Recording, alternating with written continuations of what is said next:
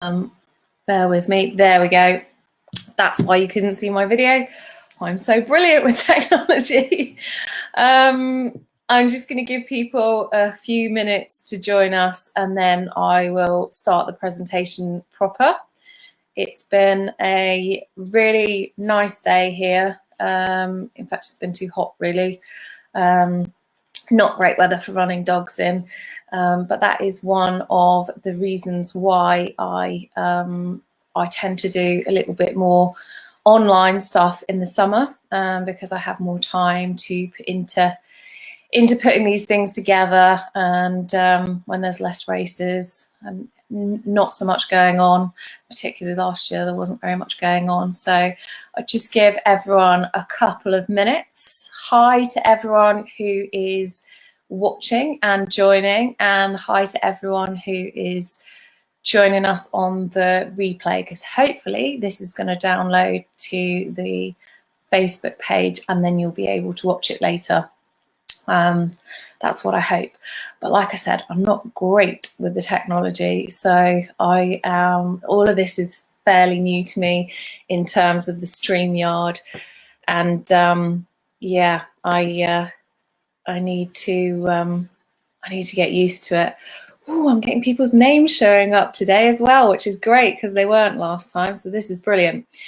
Okay, right, I am going to get started. So the reason that I'm doing this live is because I get asked a lot with what I do. Pretty much every day I get asked about dog harnesses, about dog sport harnesses, and what harness is going to suit my dog the best.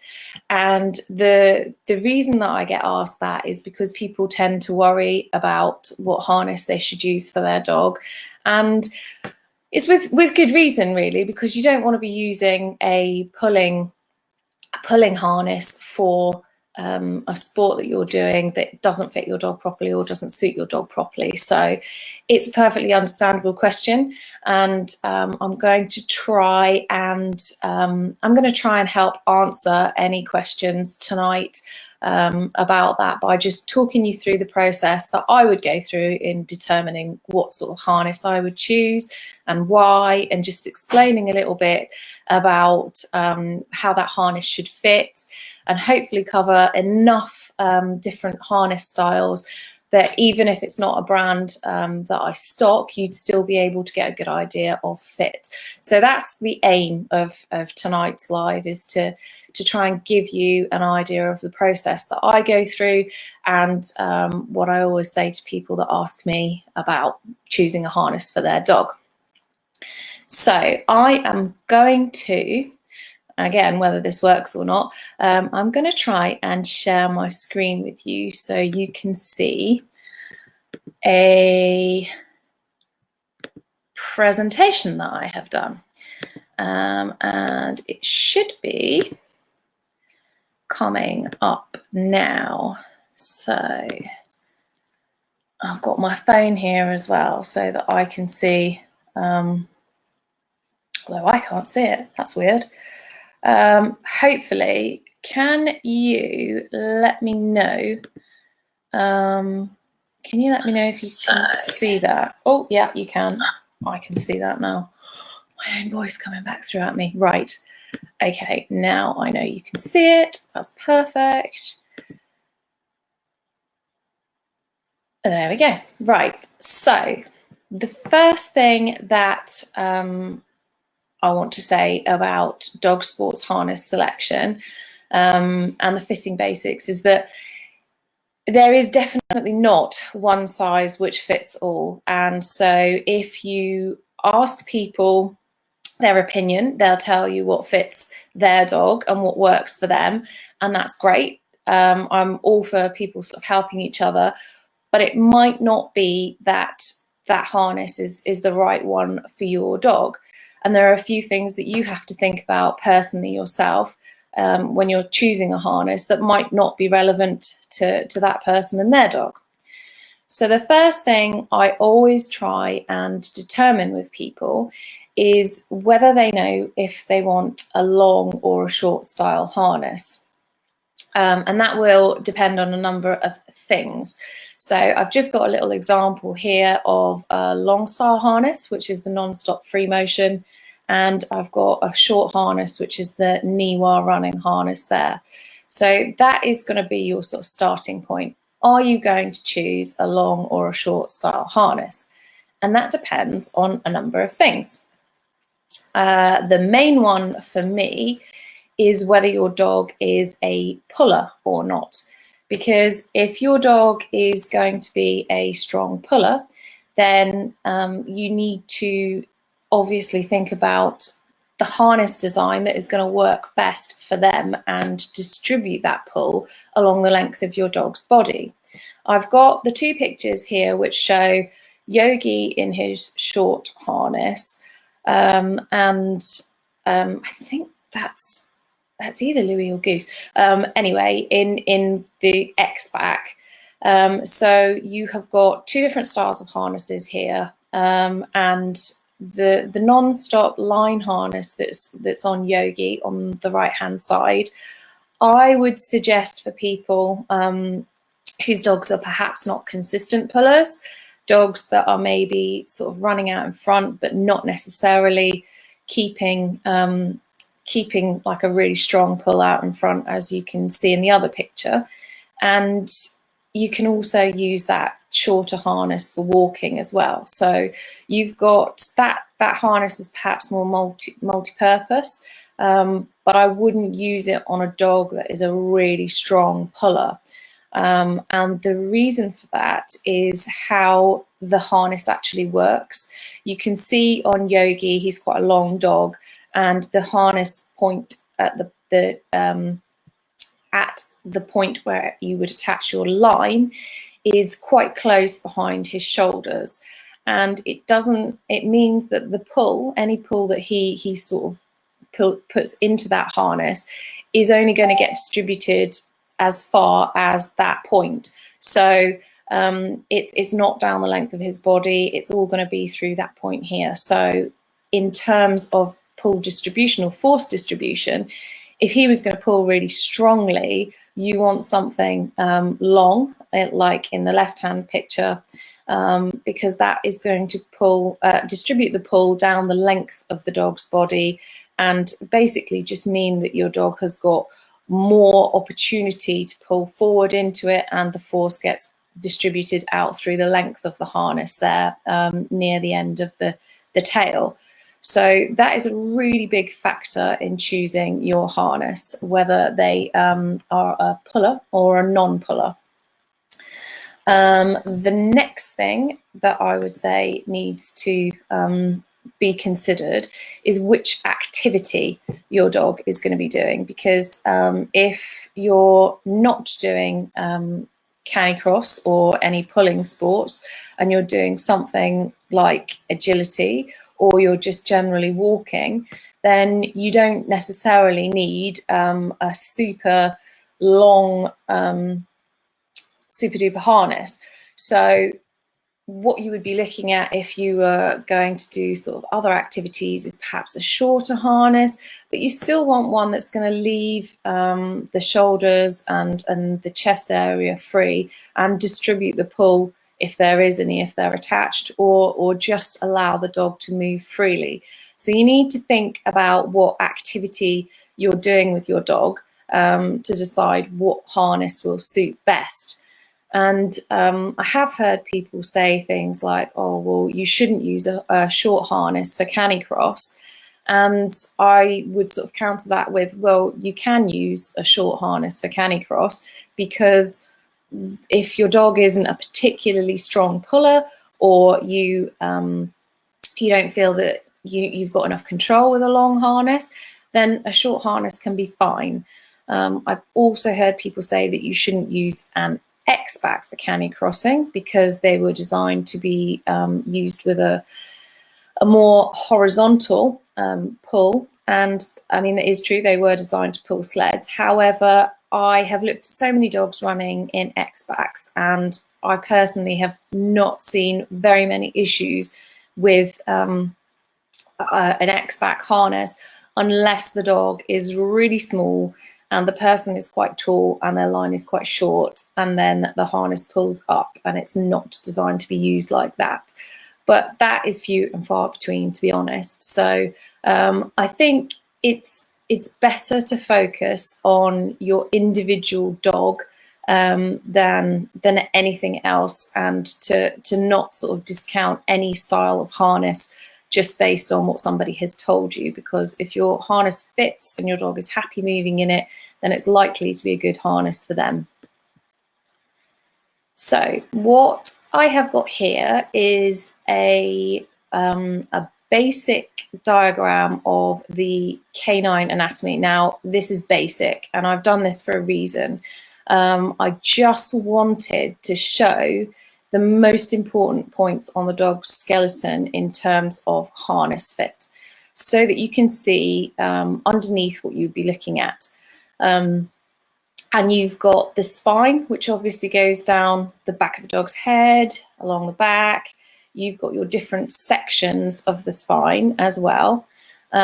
You've got your scapula, which is the wide shoulder bone. And this is really important in harness fitting, because you want this completely free to move. A dog doesn't have this shoulder bone, this scapula, attached to the skeleton by anything other than ligaments, muscles, and tendons. So there is no bony attachment here. It's all supported by the muscles, the ligaments, and the tendons. So that needs to be left free to move if your dog is going to be unrestricted when they're running, and not cause any issues further down the line. So you've got the point of the shoulder, which you can't really see in this diagram, but basically on Yogi, it would be at this point on his shoulder. I'm not sure whether you can see that with my little pointer. I'm not sure exactly how much you can see on this share. And then you've got the sternum, which is sort of round the front in the middle, and what could be called also the breastbone. Obviously, you've got your ribs, and this is important in terms of harness fit, which I will talk to you about a little bit later on. But I've put basically these basic points on here because I want to sort of stress how important it is to leave this front shoulder free. Dogs are loaded 60% on their front limbs, 40% on their hind limbs, and even when they're running, they're transferring the energy from the back to the front. It all needs to be free around the shoulder so that the dog can move properly.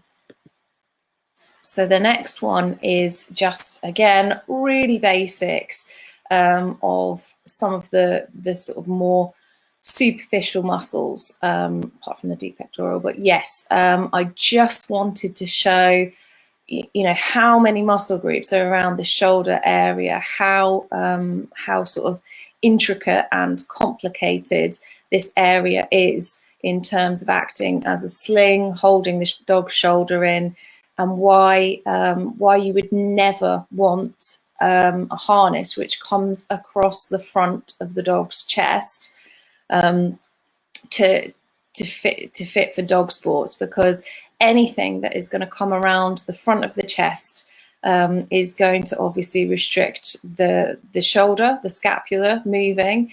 It's going to restrict all these muscles, and you could potentially get problems later down the line if you've got a constant restriction.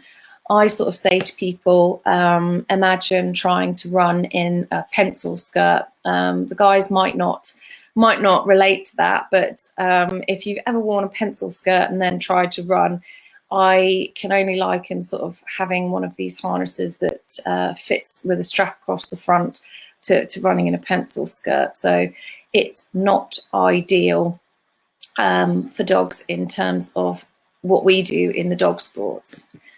I'm just going to check. Yeah, I can see you started to ask some questions. That's great. I'm going to go back and answer questions at the end, but I just want to make sure that that's all coming through okay, and it looks like it is. So I will carry on. So This is what I'm looking for when I fit a harness. I call it my 5-star harness fitting. You have got the neck, which is really important. The harness shouldn't restrict the breathing, but it should be snug so that there's no excess movement. And that is one of the biggest problems that I see with harness fit in our sports, is that the neck isn't actually as snug as it should be. It's if it's loose, then it's going to move excessively, and you can potentially get problems with harness rub if the neck and the chest area are too loose. But also you can actually get problems with it coming down over the shoulder and restricting the shoulder movement if it's not sitting snug on the neck. So I'm gonna try and grab Yogi later. He's not up for these harness demonstrations, but I will try and grab Yogi later to show you exactly what I mean on a real live dog. So you'll have to bear with me. But I thought I would leave him where he is for now and just talk through this first. So the neck is really, really important. The shoulder, as I've mentioned, also super important. And the harness should leave the whole shoulder area free and unrestricted. I'm going to show you some photos of harnesses that do and don't fit a little bit later on, but it's really important to leave the shoulder area free. The chest, and what I mean by the chest is really behind the front legs. So close to the front legs, it should sit, but not in that sensitive armpit area, if you like, because that area is quite sensitive and you don't want something rubbing. And if you have a little bit of a harness that's slightly too big and it's slightly too tight around the chest, then it can definitely move around more than it should and rub that area. So one of the first things that I look at if somebody says their harness is rubbing in that area is the neck too big.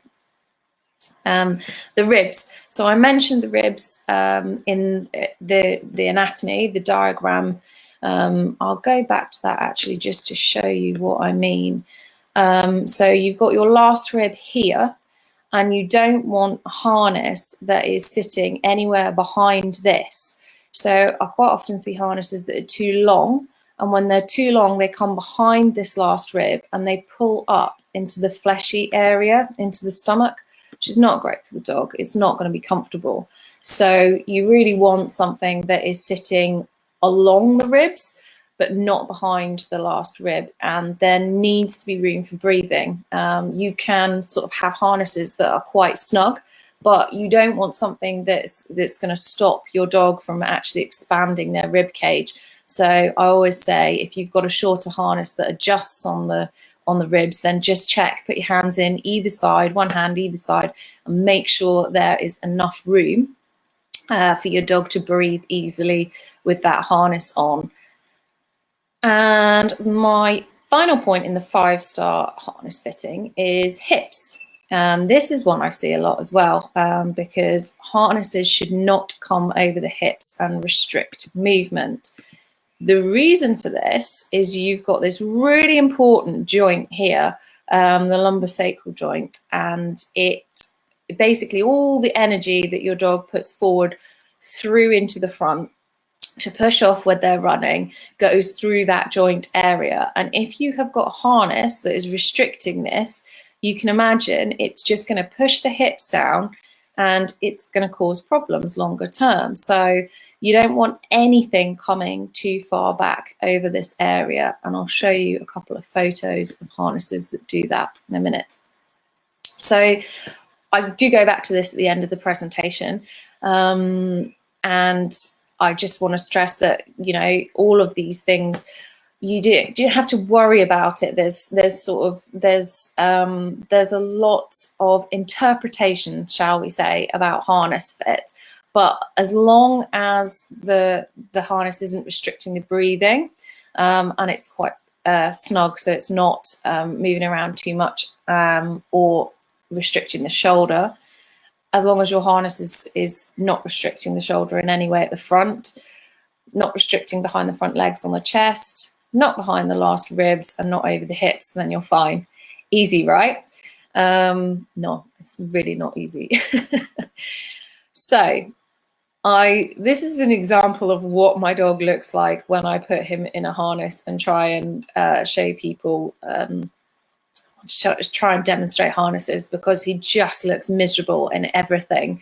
I believe it's the Saluki in him, but I'm not 100% sure. So this one is too small, and you can see it's cutting in behind his front legs. You can see it's not even sort of coming halfway down his chest. He doesn't look very happy, but he doesn't look happy in anything. And I can tell you it was sitting too high on his neck. You can see almost by the folds that are being formed at the front here, that one's too small. So that's a non-stop free motion, and that's on Yogi, and that's too small. This one is too big, and I have sort of looked at this, and this one actually looks like the best fit out of all of the photos, I'll be honest. But if you look at this shoulder piece here, it's actually sitting on the top of his shoulder bone. And although the piece that comes under his chest looks okay and everything else looks okay, this bit here is restricting his shoulder. And I know that when he runs in it, the neck is too loose. So it's often quite hard to tell from a photo. And I say this time and time again to people who ask for harness advice on Facebook. I know why people do that, because they want to get sort of reassurance about harness fit. Completely understand that. But it is really, really hard to tell harness fit from a photo alone. And if you don't know the measurements, and you don't know the dog's weight, and you don't know the dog's sort of build, it's really difficult to fit harnesses from photos. So I can quite confidently say I know this is too big, and the only real indication on this photo is this piece coming down over the top of his shoulder there. It is sitting right on his shoulder bone. So this is the one that I actually run him in. He looks hideous in this photo. I'm so sorry I haven't got a better photo of him standing in it, but for this purposes, this is the photo I've got. And as you can see, it isn't cutting in behind his front legs. The angle here isn't ideal. I admit that, but he's a very deep-chested dog, and he's also got a long body. But it fits in beautifully on the neck. It doesn't restrict this shoulder. It's sitting just that bit higher than the bigger size. I don't know whether you can see that. See how much more of the shoulder that covers. And it's only one size difference. But this one is the correct size for him in the free motion. However horrible he looks in this photo. I'm just going to go and check and make sure everyone can still see everything. Can see the pointer fine. Great. I know I'm moving the pointer around quite a lot. Right. This is an example of an X-back that looks too small. And I will often get people send me photos like this and say, I think my harness is too small. And I will always say, from a photo, again, it's very difficult to tell harness fit. But you need to pull that harness, because as soon as you pull it, it sits in the right place. You can't really see on Donnie because he's quite hairy, but his hip is actually about here.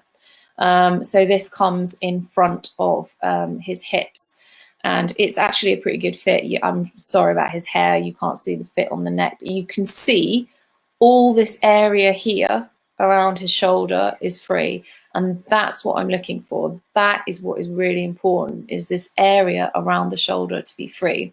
So this one might look too short when he's just standing there.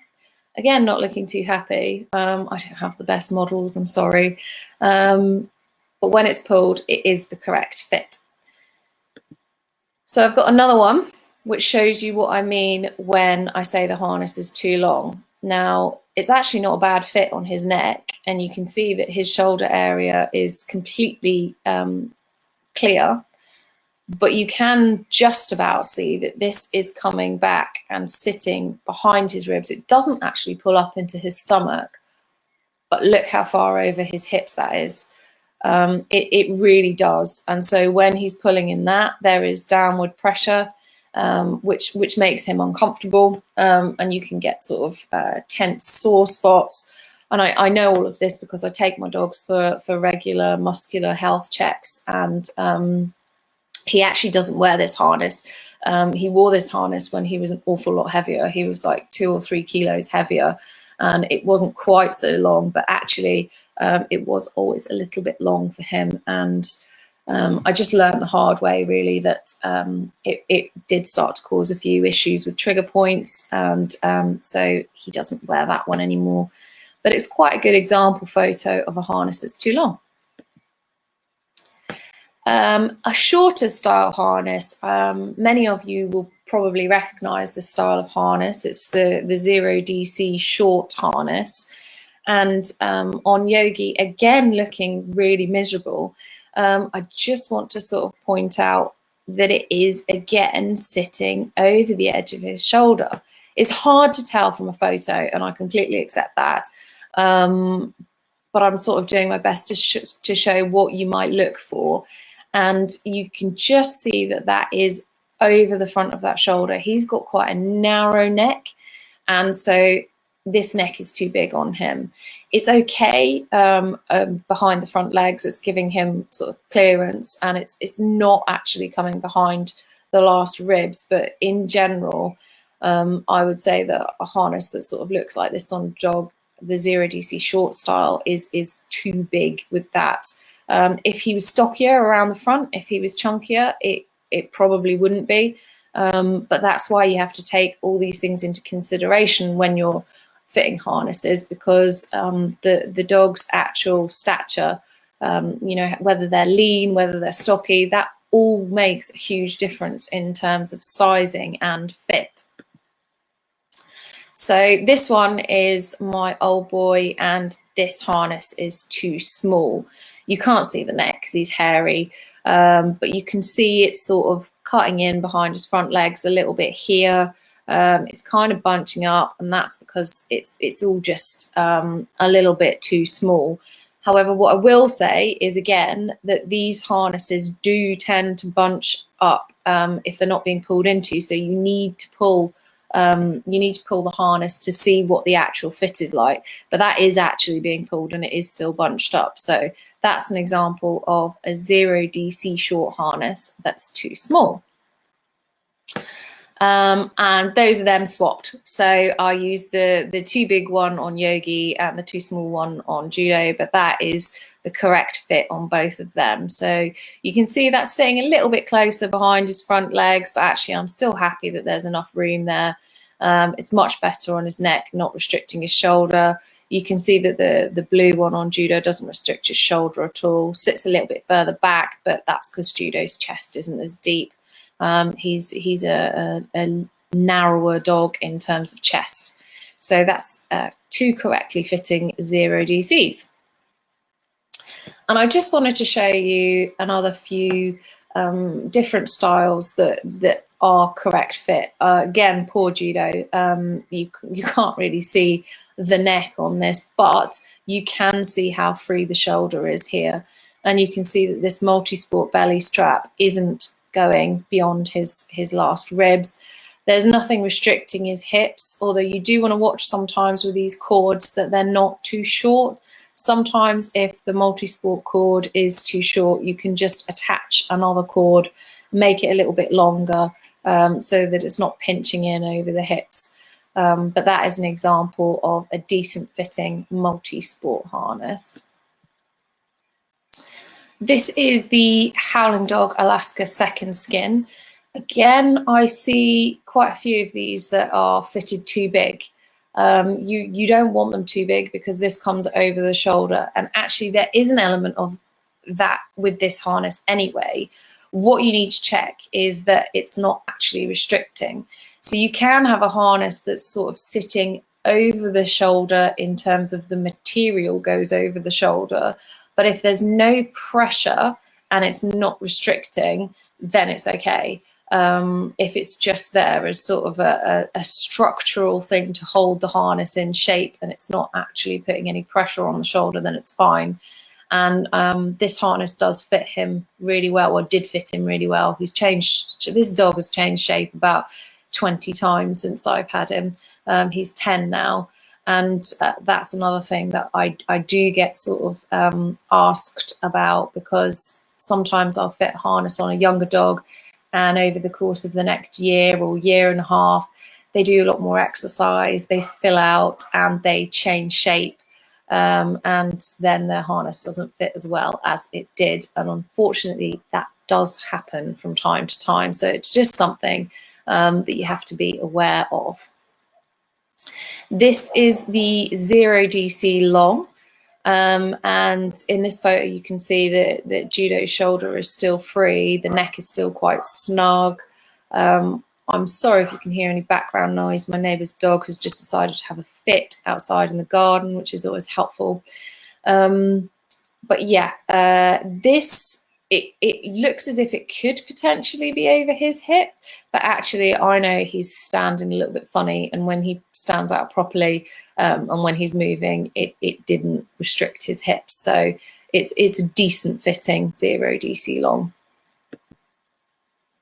And then we've got the Arctic Wolf Adventure harness, which is quite similar in style to the 0DC short. So it's a similar thing in terms of fit. However, it does have, and what I didn't put a photo of, is a V in the neck, which means that the dogs who don't get on well with the round shaped necks of the 0DC brand do sometimes get on better with the V necks. And that's why the Arctic Wolf Adventure harness has a deep V in the neck.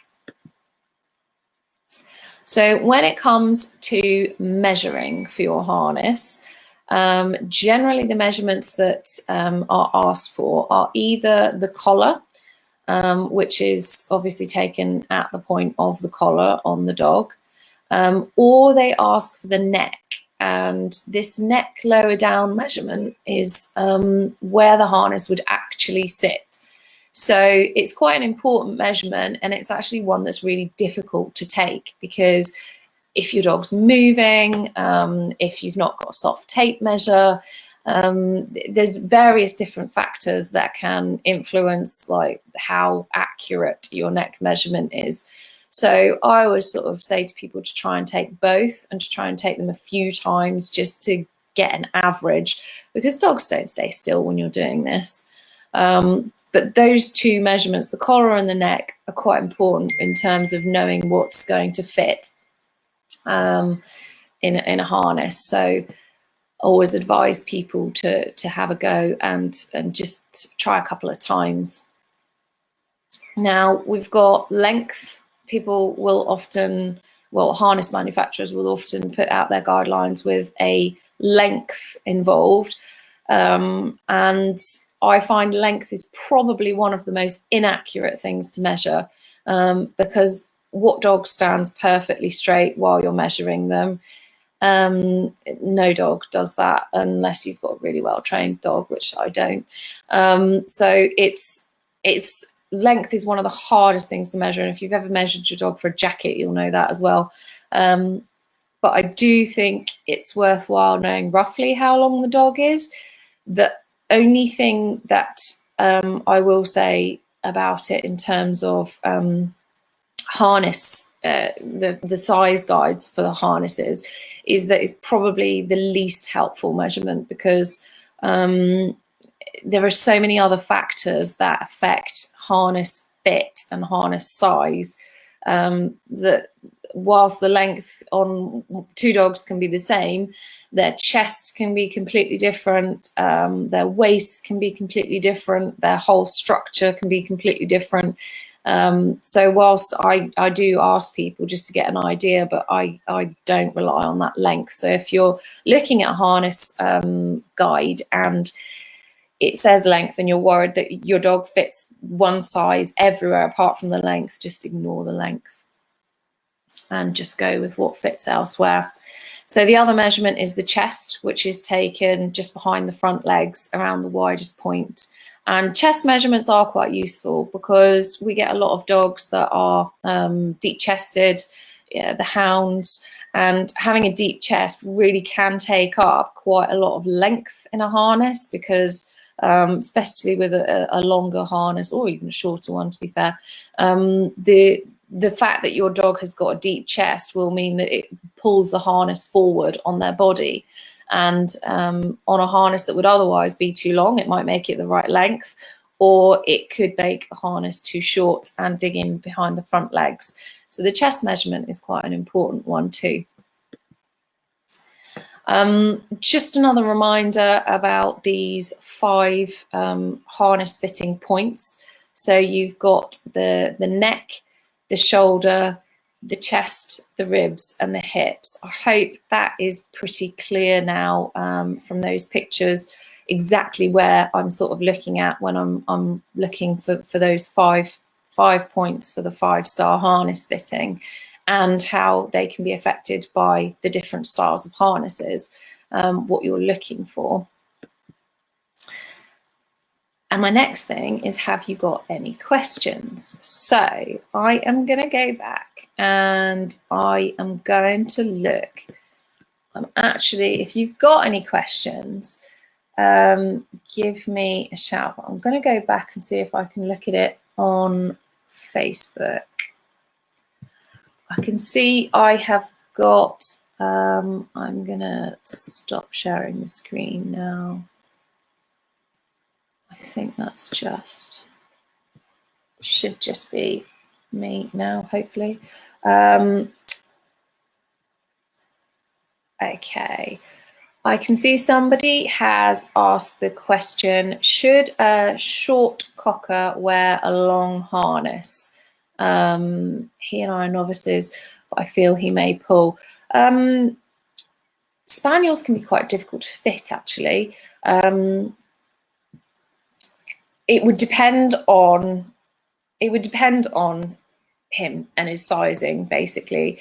If it's too long, then it can restrict the hips, like I mentioned, and cause issues that way. It's one of the reasons why I quite like free motion harnesses for the Spaniels, because they're adjustable in the length.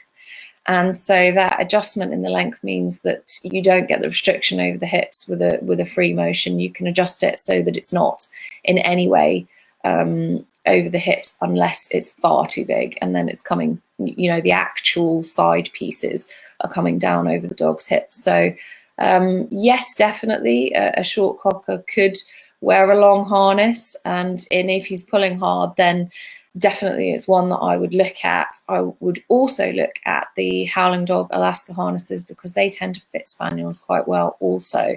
And if you're just starting out, the Howling Dog Alaska Second Skin is a really good price point harness as well to start off with.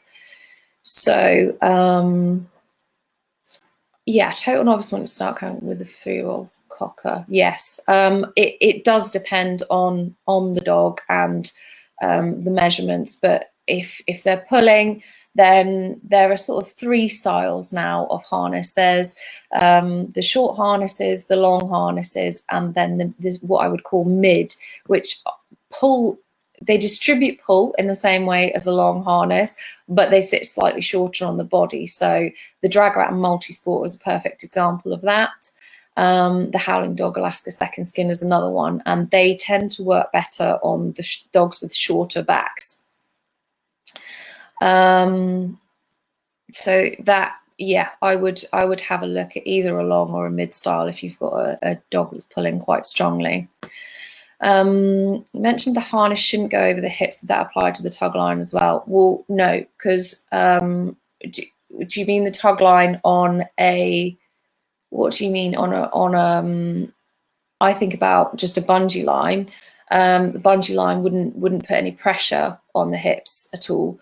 So it's the fact that the harness could put pressure over the hips, not that it's sort of like lying over it or sort of covering it in any way. It's the pressure that you get from a harness that's over the hips. If you think back to that photo of Donnie where the harness was definitely too long, you can see that if he tries to push through, I've got horsey background as well, so if he tries to push through from behind, the best way that I can describe it is if they push up from behind and they hit something that's going to restrict them, then it pushes their back down, and it's not natural for them to sort of run like that. So it will cause problems long term. So that's what I would say. It's the bungee line or the tug line shouldn't cause any restriction because it's not going to be putting any pressure over the hips.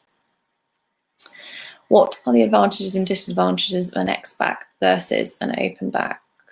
Custom X-back and love it, but see a lot of open back users wonder about differences. Well, the main difference in an X-back versus an open back is that you've got an extra cross piece, and I have I've got a couple. Sorry, they're not very clean, but I've got a couple that I was going to use for demo. I will try and call Yogi in a minute as well, so that you can see him. I've got a little dog that's just come in, but sorry, not very clean. So the X-back has pieces that cross over the back here, which mean that if your dog has got a really bendy back and has a really strong sort of arch when they're running, you've potentially got some restriction with that. For most dogs, it's not actually a problem, and you don't see any difference in their gait or their movement with an X-back. But for some dogs, when they arch their back, sometimes you can see when they really arch through, their back hits that material and they sort of flatten through the spine. And if you see any sort of gait changes like that, then I would say there is a restriction there, which is one of the reasons why when I sort of tell people when they're starting out, watch your dog free running, because the more that you can know about your dog's natural gait without a harness on, the quicker you pick up any differences when they've got a harness on, and any changes in their gait or any restrictions, so that you can sort of address it. The open-backed harnesses, like the 0 DC long, I've got the free motion here, so I can sort of show you that's the bit that's adjustable that I was talking about for small dogs. It's unlikely that this would restrict over the hips, but this can be altered. It's got a piece free. It's not very good at holding this. I need a dog really. But the spine is free with this harness. So there's nothing when the dog really arches their back for it to hit against. And some dogs, definitely pointer styles and dogs who really arch naturally when they run, can be much more comfortable in a harness that leaves the back open, because they don't get that feeling of restriction when their back arches. I do have a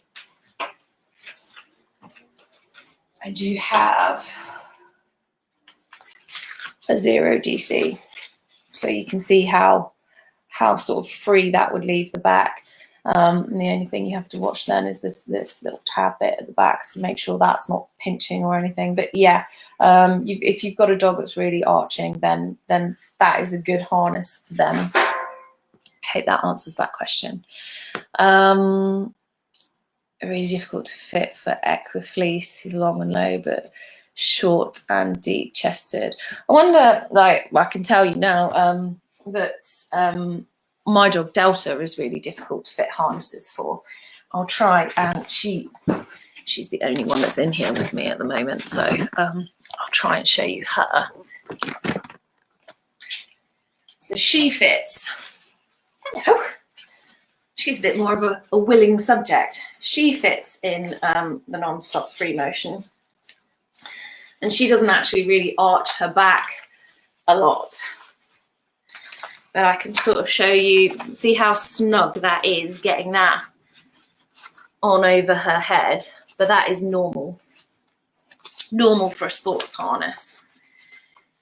So hopefully you can see that's, good girl, that's actually quite high. Like a lot of people say that the front of the harness needs to be right down low on their breastbone.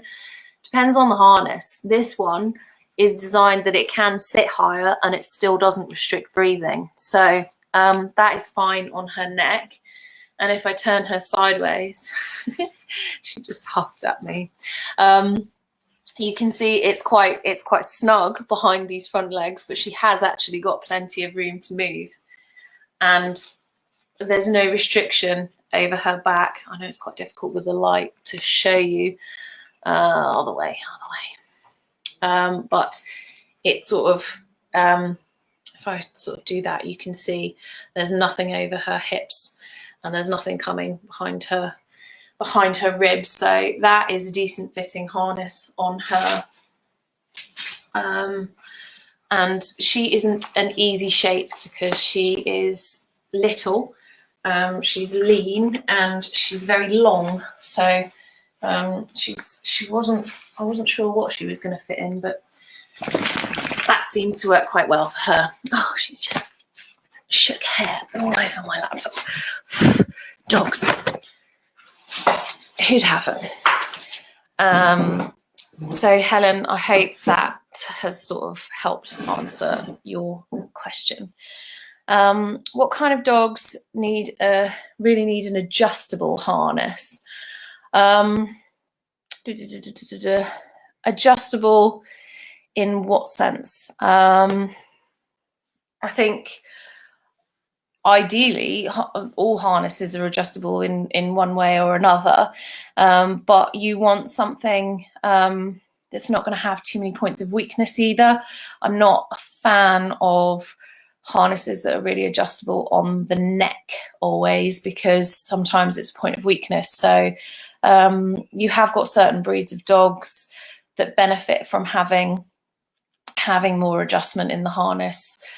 Tends to be the shorter bodied, stockier dogs, because they have chunky fronts, and most of these harnesses are designed for sort of hound shaped or athletic-y dogs that are bred for pulling or bred for pointing.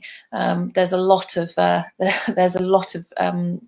hound types in our sport. So if you think about the hound types and that being the sort of basis, and huskies being the basis for these harness designs, then anything that's not that sort of shape will be harder to fit. Although having said that, I do find that Dobermans can be really hard to fit as well, because they have a really prominent breastbone, and that can cause the harness to slip either side, no matter what you do, and that can be quite frustrating. But anyway, it's just something to look out for if you've got Doberman. I've got one here. I'm trailing with my dog. He pulls very much, but he also escapes out of his harness. I use one, I've not heard of that brand, Nigolo. What brand do you advise in these circumstances? If somebody comes to me and they've got an escapee, the only one that I sell, which is a really good one for dogs that wriggle out of their harness, is the Dragrattan Multisport, because it's got the belly band, which means that the belly band that keeps the harness in place and stops it. You know, if they do the sort of and out the back door, it stops that happening. So the Multisport is a really good one for dogs that are escapees. Short bit attached to the harness that the bungee is attached to. Oh, just going back to what happens if that tug line is over the hip. Yeah, again, that tug line is just it's just there to attach your line to, so it's not going to cause any problems with your dog's hips. It's the pressure that causes the problem. What do you think about clips for adjusting on the front? Just like the dog, I don't know the dog Copenhagen harness, sorry. I think if you mean sort of adjusting the front, so harnesses that have clips at the front on the neck, then yeah, I'm not a massive fan, just because I do think sometimes they weaken the harness. If it's not it depends how it's designed. You also don't want pressure points where the harness is sitting. So if you think about where a harness is sitting on the dog, if you've got an adjustment point that's sort of sitting in the shoulder, that's like a clip or something like that, and it's not padded, you've got then a dog pulling into something that's metal or plastic, and you can get problems with pressure points. So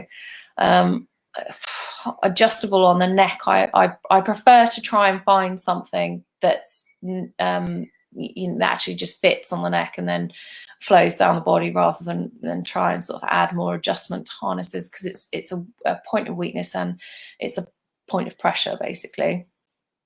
Love the Howling Dog Alaska second skin, very versatile harness.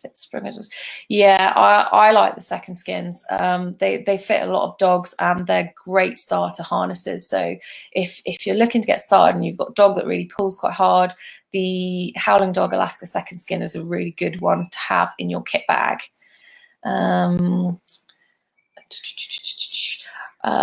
Barney's natural paces are fairly flat and he's quite little, so not a lot of arch shouldn't be an issue for us. Okay, good.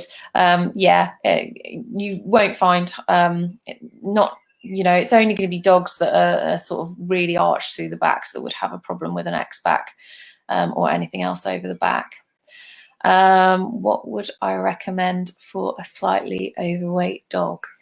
Losing a little bit of weight. No, it's difficult actually, because sometimes when dogs start the harness sports, they are a little bit overweight, and I think most of us put on a little bit of extra over the lockdowns, and in that circumstance, I generally say to people, do you anticipate that they're going to lose a bit of weight? Because if they are, then I would go for what I think is going to fit when they've lost a bit. It's unusual that a dog would need a completely different size harness, because dogs, unless they're really massively overweight, wouldn't have that much on their frame to lose. So it would probably be the same size harness. It would just be it would look slightly different, and the fit would be slightly different once they'd lost weight.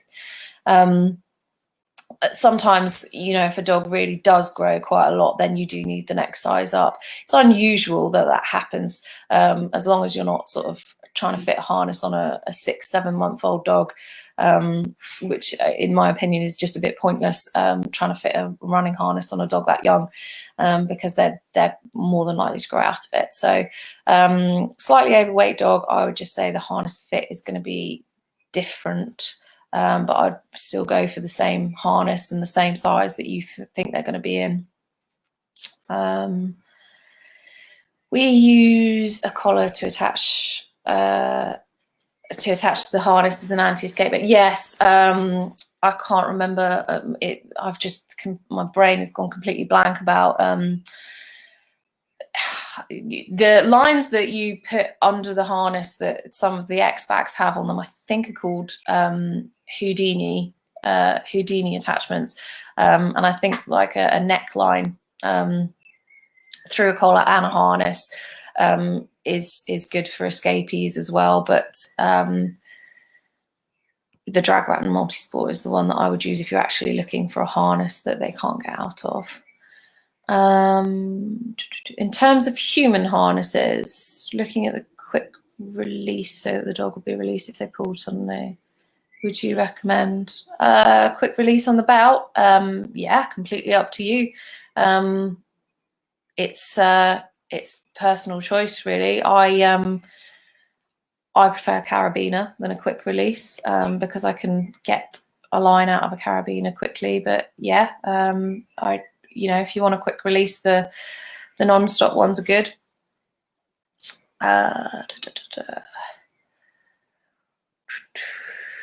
I want anti-escape with a trail harness. Yeah, okay.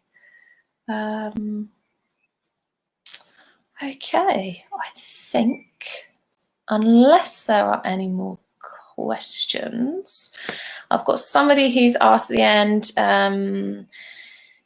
Do you ever run an introduction to Canicross where people are looking to start out can get a feel and look at possible suitable harnesses? Yes, it's something that I'm going to be doing. Like I said, the summer is the time when I look at all of this stuff because I have a bit more time because we're not at events every weekend. And I am definitely going to be looking at doing some introductions to Canicross. The problem that I've got is that obviously you guys are from all over the place, and so it's quite difficult to decide where to hold something like that.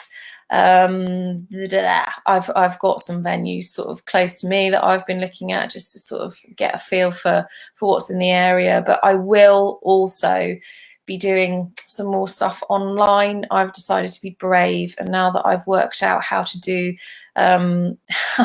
presentations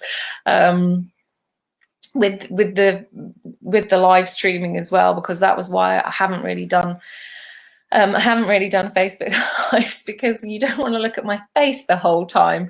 And I did a few sort of webinars last year, but I wanted to do something on the Facebook page now. So I'm definitely going to be doing more of this type of thing. There's definitely going to be more in-person stuff happening as well, because there's so many more of you that are getting involved and you know, getting out there with your dogs, and I really want to sort of help everyone get the best out of their experience. So yeah, there will be more things coming for sure.